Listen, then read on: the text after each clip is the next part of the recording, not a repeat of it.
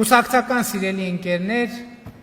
2021 թվականի խորհրդարանական ընտրություններից հետո մեր որդեգրած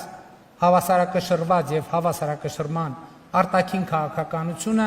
էական գործոն է, որը մեզ հնարավորություն է տվել հասնել խաղաղության։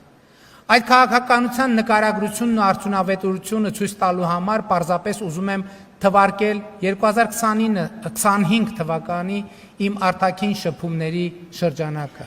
Ռուսաստան, Ամերիկայի Միացյալ Նահանգներ, Ֆրանսիա, Եվրոպական միություն եւ անդամ երկրներ, Չինաստան, Թուրքիա, Իրանի Իսլամական Հանրապետություն, Վրաստան, Ճապոնիա, Ադրբեջան, Հնդկաստան, Վիետնամ, Նորվեգիա, Արաբական Միացյալ Էմիրություններ, Հորդանան, Ղազախստան։ Արտաքին քաղաքականությունն իհարկե երկրի պետական շահերը սպասարկելու, աշխարհը հասկանալու եւ աշխարհին ավելի հասկանալի դարձնելու,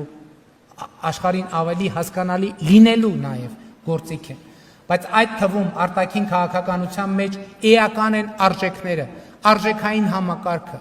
Այդպիսի արժեք է օրինակ խաղաղությունը եւ այս արժեքն է սպասարկում մեր խաղաղության օրակարգը եւ տարածաշրջանացման քաղաքականությունը։ Արտաքին քաղաքականության արժեք է նաեւ անվտանգությունը,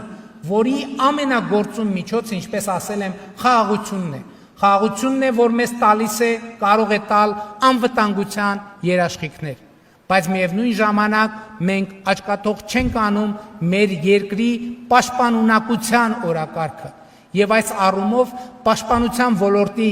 մեր քաղաքականությունները երբեք ավելի բազմազան չեն եղել։ Մենք այսօր ռազմատեխնիկական համագործակցություն ենք ստեղծել բազմաթիվ երկրների հետ։ Միևնույն ժամանակ շարունակում ենք գործակցել Ռուսաստանի Դաշնության հետ, որի հետ մեր հարաբերությունների կարևորությունը դժվար է գերագնահատել։ Ռուսաստանի Դաշնության հետ մեր հարաբերությունները, ինչպես առիթ ունեցել եմ ասելու, գտնվում են տրանսֆորմացիայի, փոխակերպման փուլում եւ թույլ տվեք համոզմունք հայտնել, որ դա կառուցողական փոխակերպում է։